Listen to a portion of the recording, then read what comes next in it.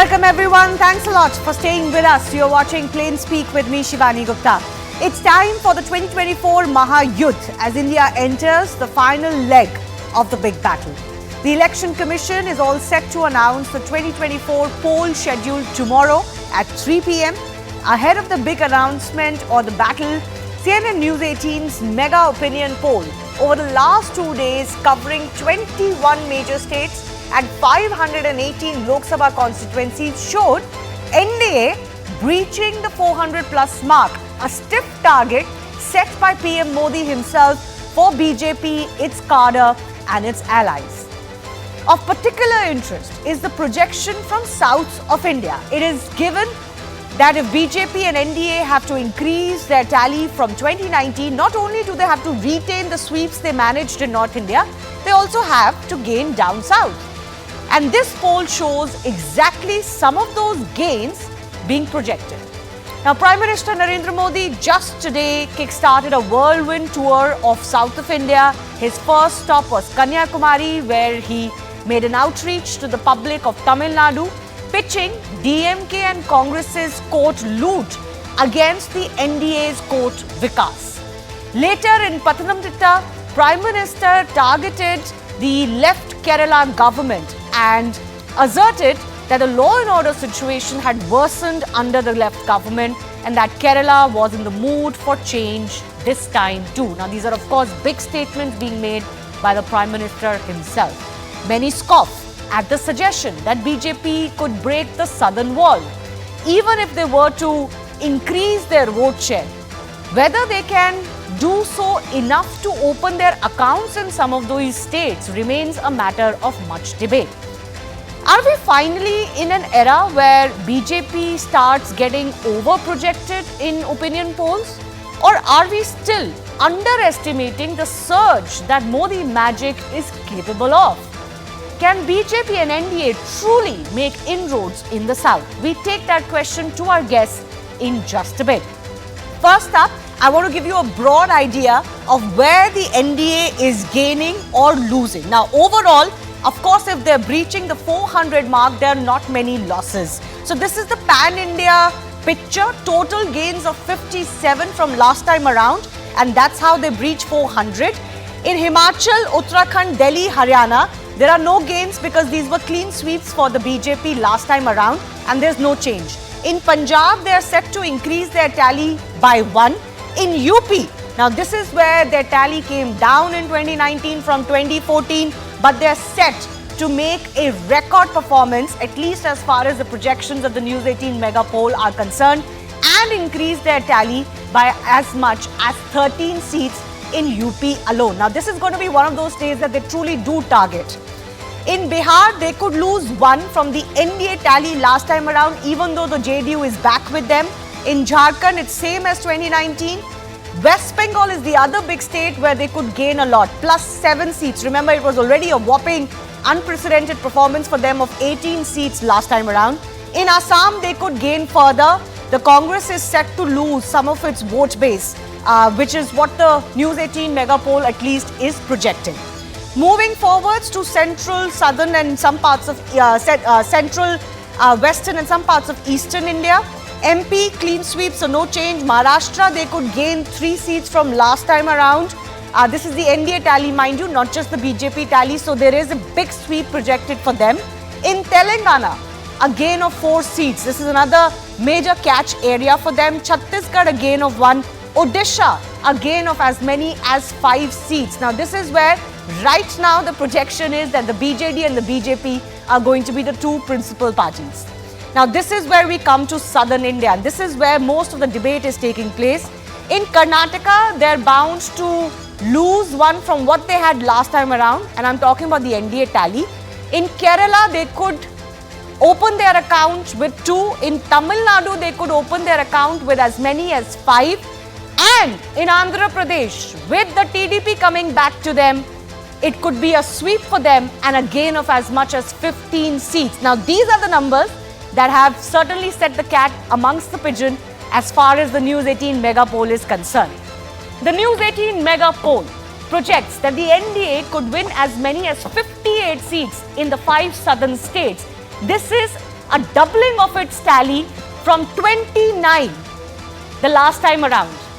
So let me just break down some of the big states that we're talking about individually. So Tamil Nadu is the one big projection we gave, and the projection for the BJP here is of 5 seats. This will be historic. It will be big if they manage this. Apart from this, the BJP is projected to increase its vote share by 9% to 13%. So this is the picture emerging. Even, of course, the India Alliance is going to be the biggest party by quite a bit, but the BJP opening its account. This is a look at the vote share. As I mentioned, they could rise by as much as 9% to come to 13%. So big gains projected in Tamil Nadu. We'll talk about this, of course, in just a bit. Let's go across to Kerala as well. This is the other big state where the BJP is focusing a lot, the PM is focusing a lot, and the News18 mega poll projects some historic numbers. 2 seats being projected for the BJP and an increase of 3% in the vote share. Now in Kerala, they've managed good vote percentage. So the increase is only 3% to take them to 18% this time around. So they've had 15% vote share, but they haven't really had any seats to really count for. Let's also take a look very quickly at Telangana. I told you about how this is the big story emerging as far as the BJP is concerned. So here in Telangana, there is a jump of 4 seats for the BJP, which is not bad at all, and an increase of 9% in their vote share. Here the BRS's decline is the big story, of course, but Congress is also a gainer here. And if these numbers hold true, this will be the first time the NDA could emerge as the biggest party in Telangana in a Lok Sabha election, because overall their numbers are still trumping the India Alliance numbers. Okay, let's come quickly to the state of Andhra Pradesh now. Set to crush the YSRCP in Andhra Pradesh, the combine of BJP, TDP, Paval Kalyan. Now this is the big one to watch out for. The NDA is projected to win as much as 18 out of the 25 seats. Last time the BJP could not open their account here. Last time they did not contest with the TDP. Let's also shift our attention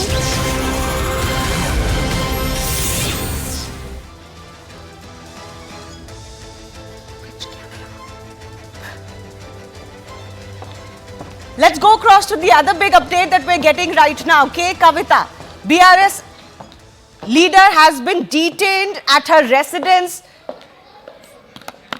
after raids that took place at her residence. She has been detained by the Enforcement Directorate, is what we are getting to know. This after raids were conducted at her residence earlier today, and I believe this is very much in connection with the liquor gate scam that Kavita has been questioned in. We'll get more details in just a bit. We'll try and connect with our reporters, but big update coming in as far as South India politics is concerned. BRS MLC Kavita detained by the ED. We can confirm this now. She's of course daughter of the BRS chief. Let's go across to my colleague Arunima joining us. Arunima, big update coming in connection with the liquor gate scam. Tell us more of what we know. All that the Enforcement Directorate is confirming at the moment is that they want to question Kavita further, and that's why from her Hyderabad residence, she's being flown down to Delhi. The rules are very clear, the CRPC rules are very clear, that if a woman has to be taken into custody, it cannot happen after sunset, and it has to be in presence of another woman constable or a woman officer. I think that's the reason why, when they wanted to question her further, with the prospect of the IU deciding at a later stage if arrest should be made today itself, that's the reason perhaps why they're bringing her to Delhi without wasting time for sunset to happen. What they're confirming is that she will be questioned further, and during the course of the questioning, it will be made clear by the investigating officer if custodial interrogation is required. So, can you give us also a quick backgrounder on the raids that were conducted at her residence today, Arunima? Yes, so what we are told is that the searches that were conducted was to get more evidence as far as the money laundering allegations against her are concerned. There are allegations that proceeds of crime in the liquor policy scam were invested by Kavita and the others from the South Group. The CBI is already, probing this particular case. being probed by the Enforcement Directorate. So the Enforcement Directorate was carrying out searches today because they were not sure whether the shell companies, Kavita was aware about it, where the laundered money, or where the shell company papers, the digital devices which could have more details, where all of that was, and that is why these searches were being conducted. Looks like the ED's investigating officer was not satisfied with the answers given, and that led to the requirement of further questioning, and that is why she's being brought to Delhi. Arunima, just stay with me. I want to quickly go across to my colleague Swastika joining us from Hyderabad. And Swastika, you're reporting that there is a crowd building up already outside K. Kavita's residence. Tell us more of what you're picking up. In fact,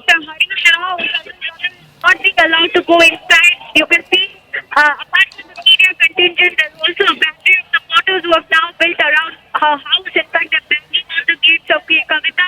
The questioning was underway for nearly 3 hours now, and now it has been confirmed that Kavita has been detained in connection with the Delhi liquor case.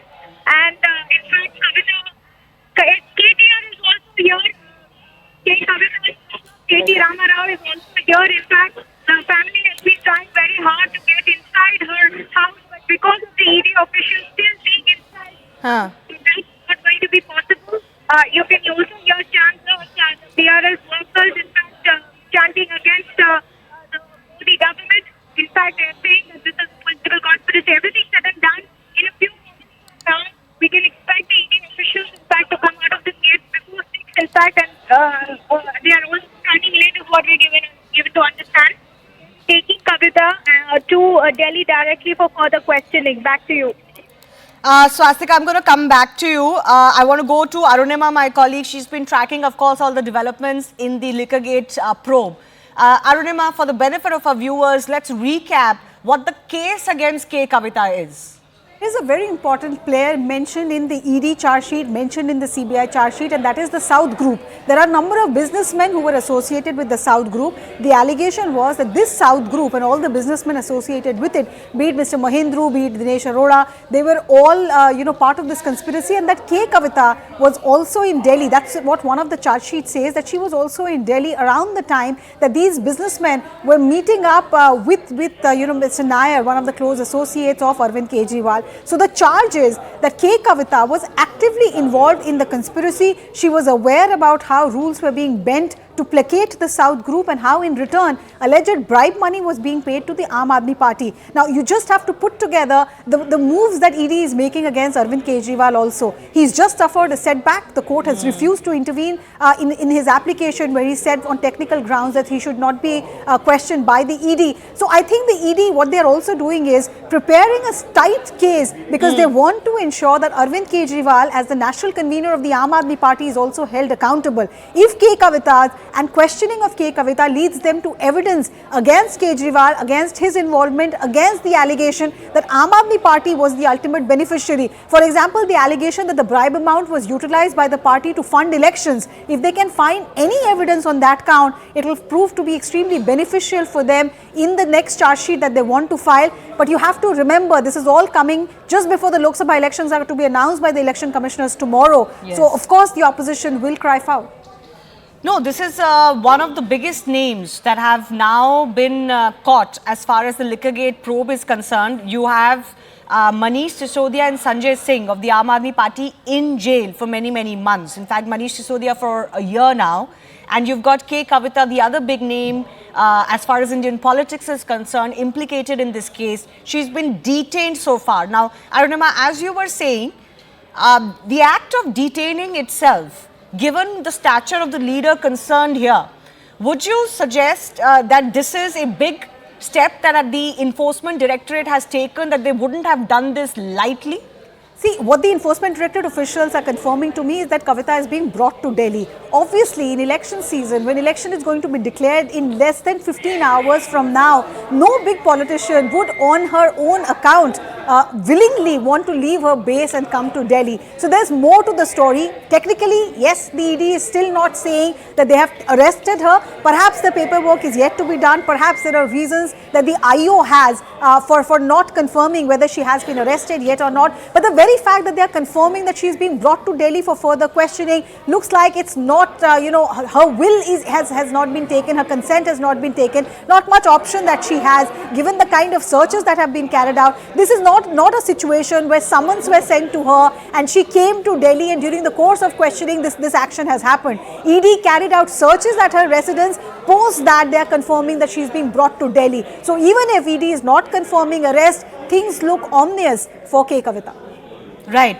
So, just for the benefit of our viewers, and Aruna, we'll try and get Swastika back because she's reporting that there's a bit of activity happening from outside her home. I think she mentioned that KCR is there, K. Kavita being KCR's former Chief Minister's daughter. KT Ramarao is also there. So, we'll just have to wait and see what happens there. Seems like a lot of build-up of politically will take place, and it's not going to be an easy one for the Enforcement Directorate. KK Rao of the BRS, in fact, is joining us over the phone line. Mr. Rao, the update coming in, the ED has detained K. Kavita for the meantime. She is being brought to Delhi is what we are getting to know. We don't know what happens next, whether she is officially arrested or not, but your first response.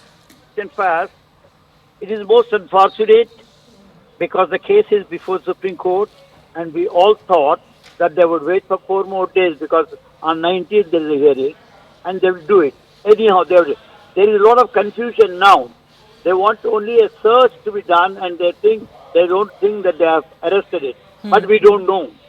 I am at her residence now. So I myself do not know unless I talk to my lawyer.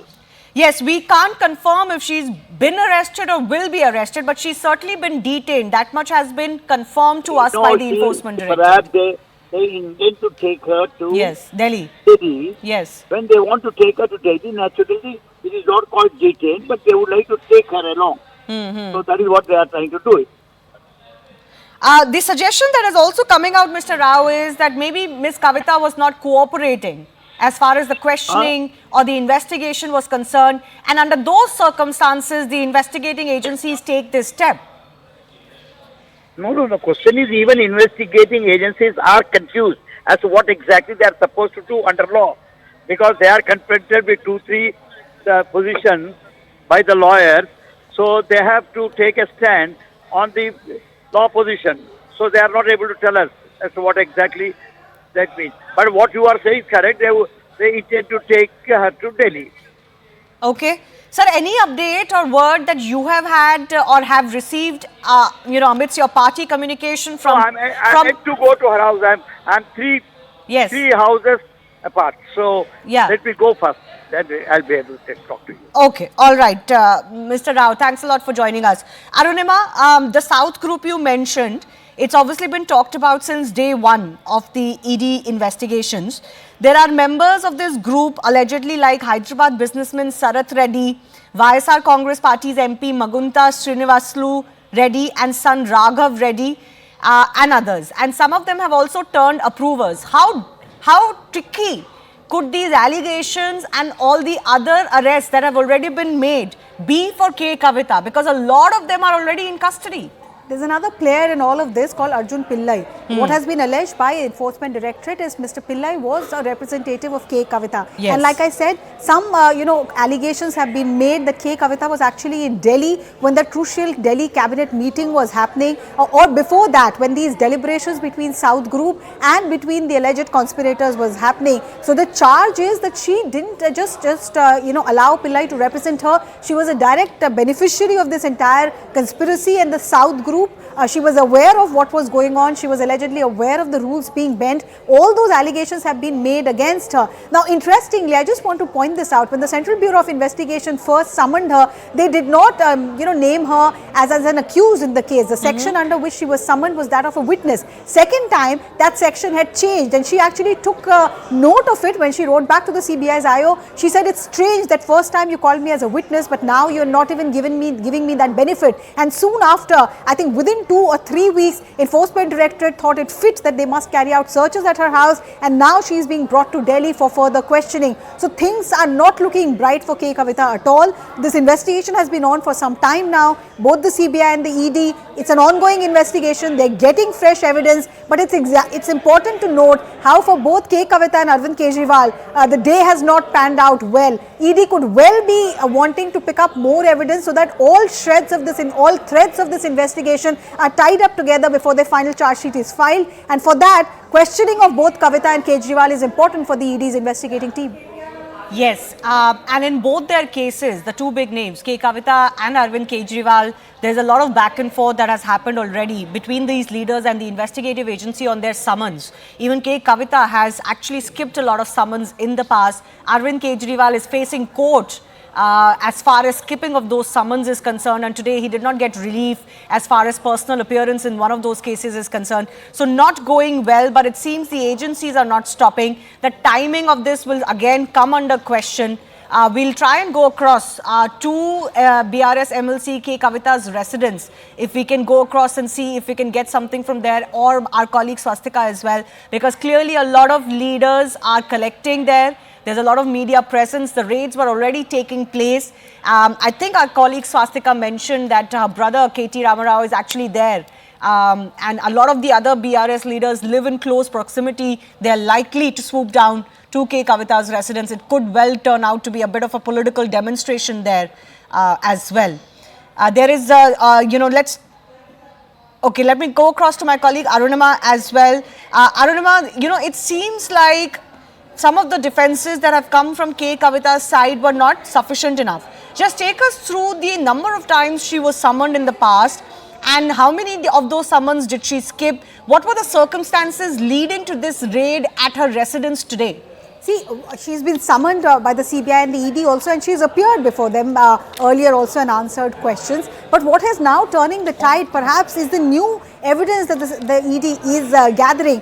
One person called Amit Arora, he had given a statement to the Enforcement Directorate, and one must point out that unlike statements under 161 CRPC, of course CRPC is now called BNNS, the Nyaya Sanghita has changed the name, but the broad contours of the section that was earlier CRPC 161, that police statement was not acceptable evidence, but a statement made before an ED-IO is admissible evidence. So what Amit Arora said is that the allegation of 100 crore bribe money being paid to Aam Aadmi Party is correct, and not just the South Group businessmen, but MLC, K. Kavita, MP Magunta Srinivasulu Reddy and P. Sarath of Aurobindo Pharma. All these three people were actively involved, aware and helping in that linkage of the South Group with the Aam Aadmi Party functionaries here in Delhi.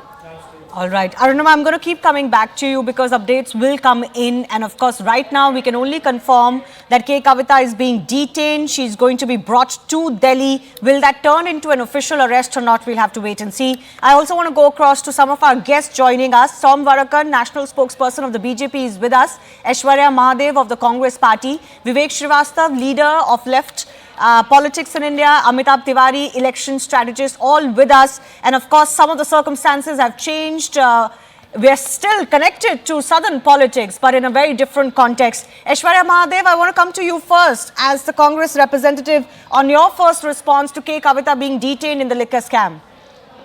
Good evening, Shivani. I think looking at the nexus between who got raided, who didn't, and charge sheets being dropped, especially with certain information coming out from the SBI very recently, I completely believe that irrespective of which political part of the spectrum they are, if they are on an opposing side, then action is being taken all across. While you see inaction in a lot of cases and cases disappearing against people when it comes from a certain section of the dispensation, and very famously called the BJP washing machine.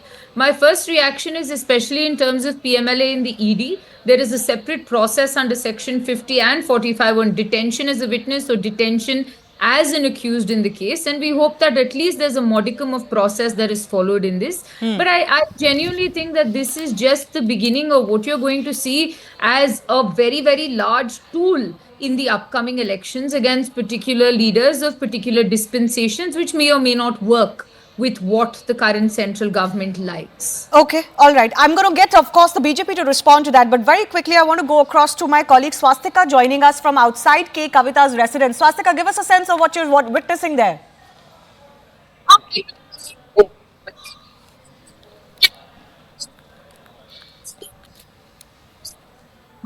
Okay, Swastika, unfortunately, we're not getting your audio. We'll try and fix that. Can I go across to the BJP's Tom Vadakan in the meantime? Tom Vadakan, the timing is already being questioned. The targeting of quote-unquote opposition leaders alone in corruption cases being questioned already.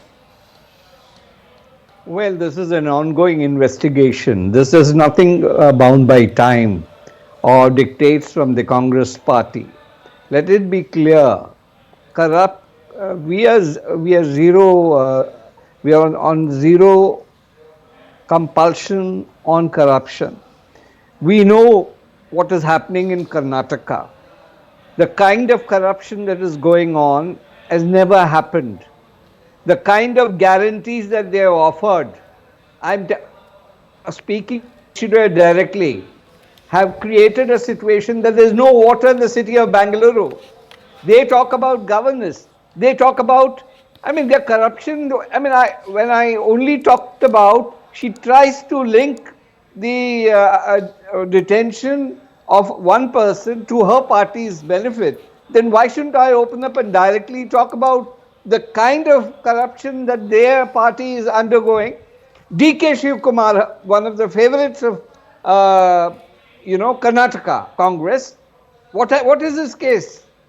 Okay, but let's focus on this case. Let's focus on this case. No, that K. Kavita being detained. I understand that. Have a broad canvas. No, I understand that this is a case that has been ongoing. It's not really magically appeared suddenly, and K. Kavita has been asked to appear and be questioned earlier as well. But the fact that she's being detained, questions naturally will be asked. Mr. Vadakan, I'm going to come back to you and Aishwarya as well. But I think Swastika is with me. Swastika, if you can hear me, just give us a quick sense of what's happening outside Kavita's residence. Along with ED officials, there were about 5 to 6 ED officials who've come there. Along with Kavita, my brother K.T. Ramarao is also inside. And given to understand that in the next few minutes or so, she will be taken to Begumpet, and from there she will be taken to Delhi. She has been detained in the liquor scam case, and her detention comes in the backdrop of the ED not being satisfied with her response. Remember, what we're learning through our sources is that for the last 10.5 hours or so, the ED had been constantly searches in her residence, and Kavita, remember, constantly kept saying she will only appear or talk to them when her lawyers come back. But her lawyers were not allowed to go inside the building. So from now, what we can tell you is that Kavita in the next few moments will be taken out and she will be taken to Delhi where the further set of questioning will be underway. All right, Swastika, we'll keep coming back to you. Before I go back to Aishwarya and Tom, I just want to quickly give an opportunity to both Vivek and Amitabh as well. Vivek, just today in Kerala, the Prime Minister and Tamil Nadu, the Prime Minister talked about corruption. Yes. I mean, this is still pretty much clearly for the BJP, the biggest weapon to use against opposition parties. And you cannot quite suggest that opposition leaders being caught in the nexus of corruption cases should not be acted against. Nobody said it. Nobody is saying that let's have a corrupt India. And if you're going to use the ED and you try to find out the cases of corruption, then you are wrong. No, we are not saying it. But then if you see the whole tenure, tell me one thing very clearly. Ajit Pawar, is he corrupt or is he not corrupt? It's a very big question. Shubhendu Adhikari, they took him. Is he corrupt or is he not corrupt? Hemanta Biswa Sarma, is he corrupt or is he not corrupt? And now Mr. There are so many people in Maharashtra who are joining. Ashok Chavan has just joined. The same BJP which was attacking them day in and night out, corrupt, and suddenly, they are being welcomed just before 2024 elections. I get that's the larger context, but in this case, in K. Kavita's case, can there be a defense? Should the agencies not be allowed to proceed as they need to? Her name hasn't cropped up today. Yeah, agreed. You see, if you check the timings of this which is happening, the way they are hounding Arvind Kejriwal ji, why the cases have been made, in such a bad way that an honest guy like Manish Sisodia is not able to get bail. Ram Rahim ji 30 दिन से घूम रहे हैं in this country trying to canvass for the BJP. He is out on parole, and Mr. Manoj Sisodia's wife is not well. So I mean, if you see all this, we know that it is a conspiracy that is going on against the opposition leaders, because this government is scared. Kerala, it's more than 2 years. The so-called gold scam case, Mr. Tom Vadkan has been coming day in and day out, and we have been debating on it. No action taken. The ED got involved. What have they found out apart from harassment? And finally, Mr. Arif Muhammad Khan in Kerala was targeted by the Supreme Court itself and said, you stopped the, finance bill has been lingering for more than 2 years. Okay, and development let's of Kerala. No, let's not get into I'm not let's diverting. focus on the issue of opposition leaders particularly being implicated in corruption cases. Now you mentioned honest Manish Sisodia, etc. Now I know the PMLA is a very strict legislation and the court has upheld the powers of the ED in this regard. And I don't want to get into that, but there has been no relief, including any coercing of any such charges that has come in place for any individual linked to the liquor gate scam. Before yes, Aishwarya, I'll come to you. Just be with me for a few minutes more since we got delayed. Amitabh, this is going to be a big talking point ahead of elections. How do you see corruption playing out as a talking point? See, essentially, corruption normally plays a big part in any election for an opposition party. So in 2014, BJP made it a big issue to CWG, GJG, etc. Now for BJP to make corruption an issue in 2024 election, it has to show action. For some people, putting people, or rather the ED taking action is an action. For largely its supporters. For a section of people, it is like saying that, oh, more than 95% of people who are being targeted are from opposition, and BJP is being used as a washing machine. So it's a perception battle. One battle is being fought in public courts, and one battle is being actually fought in the judiciary, wherein these people have not been able to get bail. That's also a fact. Now, the fact also is, in the last 10 years, no big leader has actually been convicted either. Correct. Some of these cases have just been going on for years and years. Correct. So, now specifically this TRS case or a BRS case in Telangana, if you see now, you already showed that BJP is likely to get majority seats in Telangana. Why is it happening, if the numbers are correct? Because BJP gets a leg up in any contest versus the Congress party. So the battle there has become bipolar because it's a national election between Congress and BJP. This issue is likely to squeeze out BRS further. This corruption issue. This corruption issue, okay. And the anti-Congress vote which BRS gets, because BRS gets anti-Congress and anti-BJP vote. This anti-Congress vote which BRS gets might shift to the BJP. And it can be a very bipolar election in Telangana. You know, unfortunately, because of these updates, we've been, we've been forced to switch away from our election analysis and the News18 mega poll analysis. I do request our guests to just stay with us for as long as they can so that we can continue on this. But I want to quickly play out my colleague Swastika's report from outside K. Kavita's residence. K. Kavita has been detained by the Enforcement Directorate in connection with the Delhi liquor scam. In fact, outside her Hyderabad residence, you will see a sea of supporters who have come here along with battery of media trying to get a glimpse of K. Kavita. In fact, you've been there inside her residence. It's been over 3.5 hours since the questioning has been underway. Just a short while ago, K. Kavita's brother, K.T. Rama Rao, went inside that house along with Harish Rao.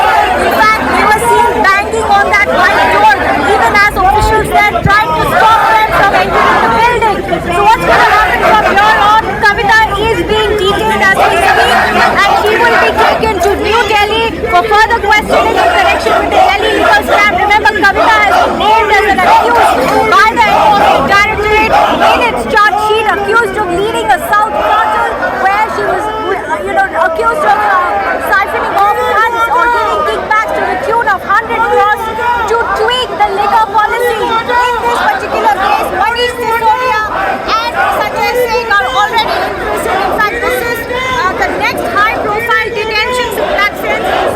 PRS MLC K. Kavita, who will be taken to Delhi in connection with the Delhi liquor scam. What is her alleged role? Again, at the cost of repeating myself, she is being accused of leading a South cartel which allegedly paid kickbacks to the tune of 100 crores to facilitate liquor scam to tweak the policies in their favor and allegedly get ill-gotten money through it. All of that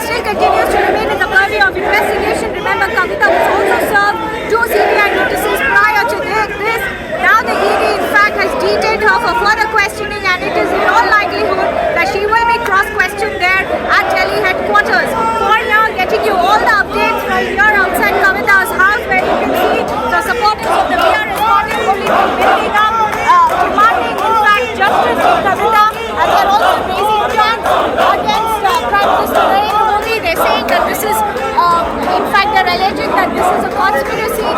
But besides that,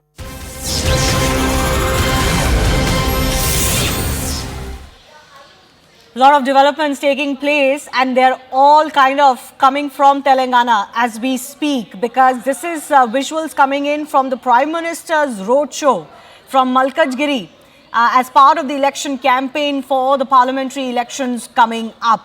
And even as the Prime Minister is in Telangana, former Telangana Chief Minister KCR's daughter, MLC K. Kavita, has been detained by the ED. So quite a few developments politically taking place. And of course, a lot will be made of this, even as we are almost on the eve of the election dates being announced by the Election Commission tomorrow at about 3 p.m. So we'll stay on those visuals. Let's also bring in our guests who continue to be with us. Yes, Aishwarya, you've been wanting to come in. Please go ahead. You know, Shivani, I would have really liked to see Mr. Tom on the ground in Kerala, but while he's not there, I think he's been completely unaware of the fact that there was a recent quashing against Mr. D.K. Shivkumar, the case that was dropped, the case that you sent him to jail for. So when you talk about unabashed corruption, I think this is the one thing that you have to notice. In the last point, everybody understands PMLA, cases of corruption, cases that go against the nature of what the Indian legal system is extremely harmful, yes. But when there is a subjective standard, for example, you're the people that said Himanta Biswa was so corrupt and then you took him into the BJP, he was clean. You're the people that weeks before Mr. Chavan of Maharashtra moved, had the Prime Minister release a booklet saying he's the most corrupt man, but obviously he's cleaner than the Ganga when you take him back again. This fact that there is massive subjective usage of authorities and agencies against particular dispensations or people on the spectrum of the opposition is what is extremely worrying. Okay. I can give you 100 different examples, and this is the problem. No, if but Aishwarya, can I just come in? Aishwarya, just one counter question before I let Tom Vadakan respond. You know, when you hear that, okay, you talk about BJP as a washing machine, quote unquote, fair enough, but don't you feel the opposition also is in a tricky position or in a catch-22? Because when you raise an alarm over any opposition leader coming under the nexus of any corruption case or being investigated by agencies, almost sounds like an excuse for corruption. That's the catch-22 for the opposition. There is absolutely no excuse for corruption, but there shouldn't be an excuse for you to politicize and weaponize agencies in order to foist the sort of this plank of corruption onto people. The opposition is very clear. If you find enough wrongdoing, for example, it took 2.5 years after the arrest of Mr. D.K. Shivkumar, where you had him languishing in jail, for them to even file a charge sheet. And based on that charge sheet, the Supreme Court not only hauled up the agencies but also quashed the case against him, saying there was neither reason to believe that is required under Section 5 and Section 8 of the PMLA, but also that there was a complete derailment of what the process should be. Okay. And they did not have substantial evidence. These are the instances, because it is not about conviction anymore. It is the fact that the trial or the process is the punishment, and of course the perception that our election expert talked about is the issue here, not so much the result of these cases or even, some of the arrests. Tom Vadakan? Well, I wanted her to talk about D.K. Shivkumar and give a defense, because I know why she's defending him. The fact of the matter is, she's complaining about the processes. There is a process problem, but the fact of the matter is there was evidences. But the evidences was not good enough. That is the argument. And I ask her to read the details of the Supreme Court verdict very carefully before coming to a judgment. And this is not the first and the last case D. Shivkumar is going to deal with. It is an ongoing process. So, Aishwarya, hold your guns. Your defense is fine for D.K. Shivkumar, but let it be said, there is a public perception of D.K. Shivkumar across the country. So let it not be, I'm not elaborating on that. As to the question of what has happened after these cases, that is what we are doing. We have zero tolerance on corruption. It's an ongoing process. Every 3 months, 4 months, you have an election in this country. So whenever there is an election and there is an action by the agency, immediately the agencies, they charge them of, being political. There's nothing political about it. As to the question of washing machine, let me inform Aishwarya, look, None of the cases against anybody has been withdrawn. Unlike the Congress party who withdraws cases. Tell me one case where the BJP has withdrawn cases. I'll tell you 10 cases where Okay. consciously the Congress party has withdrawn cases. Okay. And if that is not enough, we will fight against corruption, whether it is election time or no election time. Our manifesto promises that these culprits will be proceeded on. It may take time, but yes, it will happen. Okay, these are visuals coming in from Telangana where the PM is hosting his roadshow, campaigning for former Minister Itala Rajender, contesting from the Malkajgiri constituency. And of course, some of these tickets and all have already been announced for the BJP, and the Prime Minister in Tamil Nadu, Telangana, Kerala, really putting his might, and he's their star campaigner. Vivek, I want to come back to the South focus by the Prime Minister himself. Right. You know, that focus is really now almost writ large, and it seems like some of the regional satraps in South, BRS kind of faced a reversal just recently, so they've been on the decline. I won't talk about just them, but even like YSRCP, the fact that TDP came back to them. You've got the left in Kerala, you've got DMK and Congress in Tamil Nadu, all very nervous about the BJP. You may claim that the BJP will never really gain here, but there's a sense of nervousness. Look, the perception of the South is very different from the way the North Indian states have reacted in the last few years. And most of the politics that the BJP has done, it has been into the North Indian heartland, the cow belt as we call it up. And if you see the South Indian reactions in the last few months, the controversies we had, for example, in Tamil Nadu, there is a very strong Dalit movement which was started by Periyar, which is still alive. And right now, Mr. Stalin is the man who's trying to move it forward. So, I mean, I don't think, any amount of road shows, he can go and do it over there. It's not going to click because they do not agree with what the RSS stands for. Please understand, the RSS stands for a Hindu society dominated with a Brahminical supremacy. And this is not acceptable to people of South India. There is a big ideological difference. That is why in South India, be it Tamil Nadu, be it Kerala, be it Karnataka, yes, they had a... Karnataka, they've done yes, well. Yes, they did well. I'm not denying it. But overall, the impact in the 130 seats down south is not going to be good, whatever might any psephologists say. I'm very clear about it. Okay? No, but in Telangana, the picture could be very different. And as our poll also suggested, you know, in Telangana, it's not so much about ideology alone. It is about alliances. And with the TDP coming back to them, they've certainly, you know, stitched what could be a winning alliance. Amitabh, do you think the Prime Minister's focus also betrays a certain element of confidence on his part and the BJP's part that, you know, they're investing so much of his own personal capital and image? People will naturally ask a question, right, of what happened of the Modi magic and impact if they don't do well in South. So does that also betray some confidence on their part that they're definitely going to make gains? See, all this reminds me of 2019 election. In UP and Bihar, BJP lost 19 seats. Yes. No, almost 19 seats. 15 to 20 seats, let's to be precise.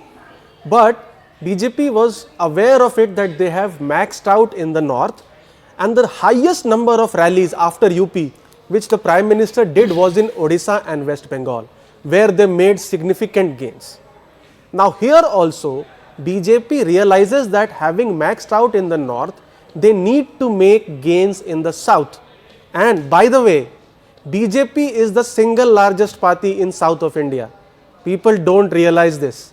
It has higher number of seats than Congress, and the fact that in the south of India, each state has its own regional party. They are not united. BJP is the largest party. In Karnataka, it has been strong for many decades now. Now, they have an opening in Andhra, they have an opening in Telangana as well. Now, even in Kerala and Tamil Nadu, there is a section of voters because Kerala has seen Congress versus left politics for the last 70-80 years now. Yeah. And in Tamil Nadu, this Dravidian politics has also been there for more than 50 years. So there is a section of voters which is bored of this politics and sees BJP as a new player on the horizon, and that is where BJP sees it can make some gains. It could be 2, 3, 5, Yeah, whatever gain number is a of gain, seats. and vote share gain is also very important. And actually, mind you, on vote share premise, they've not done badly actually in some of these Kerala, they have states. done relatively well in terms of vote share earlier. In 2014 in Tamil Nadu, BJP-led Telangana alliance got 18% votes. Yeah. 18% No, so vote share votes. hasn't been bad. It's about, getting to that threshold where you can start converting seats. But, you made a point about how some of this politics that Vivek was also mentioning, it's not like these are new politics. People have seen it for 50, 60 years now.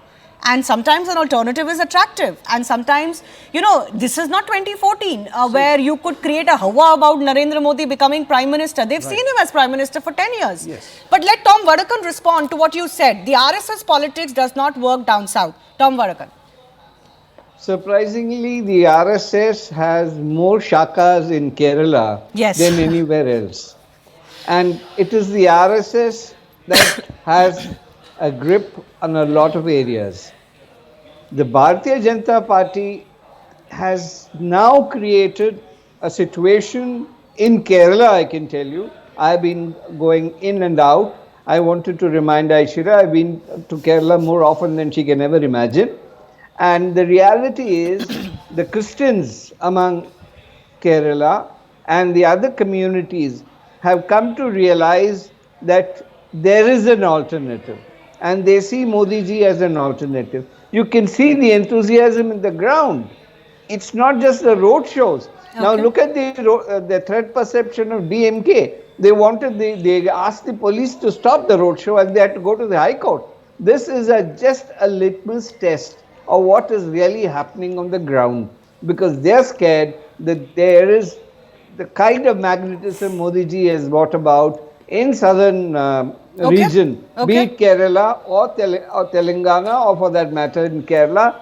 This is just the beginning, and let me tell you, the figures will shock a lot of people. From which state? All of them, or from Kerala particularly?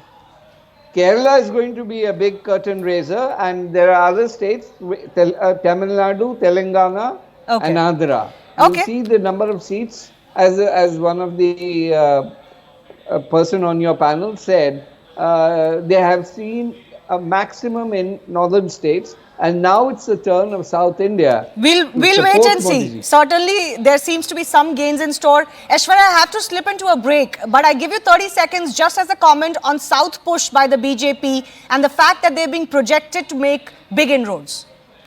Shivani, of course, it's a rare distinction for Mr. Tom because he has been to Kerala more. He's also existed for like 4 decades more than I have. But the fact still remains that in the South, there are two narratives, right? Everybody in the South talks about development. Everybody in the South has been talking about devolution. Everybody in the South is consistently raising their voice about saying, is it unfair or fair for the southern states to not get as much? Which is why when Prime Minister Modi comes in, because he talks about Achhe Din, Vikas, I don't know what kal we are in now, but when he comes to the South, he picks up only one narrative, which is about temple. He picks up only in Tamil Nadu today. He could have spoken about how Tamil Nadu's economics is what it is, but he spoke about the Sengol and he spoke about the consecration of a temple. In Kerala, it's not the necessary narrative, so he will talk about the corruption of the UDF while not taking any onus or ownership about the fact that very recently a lottery giant gave somebody electoral bonds and very slowly the ED case against them completely was dropped and the charges had changed.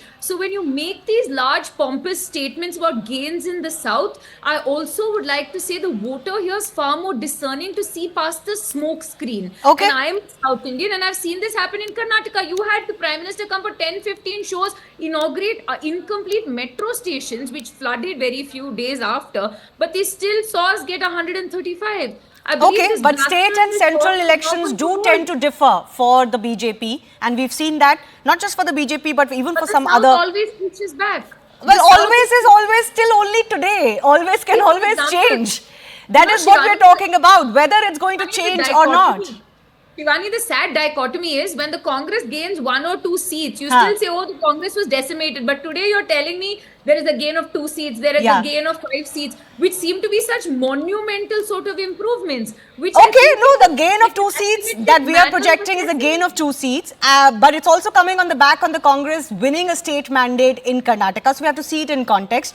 I'd have to take a very short break. I do thank our guests for joining us. We're going to come back after a short break. We'll get you more updates. Remember, the other big story playing out in Telangana, Kavita set to be arrested is what we're hearing. We'll be back with more.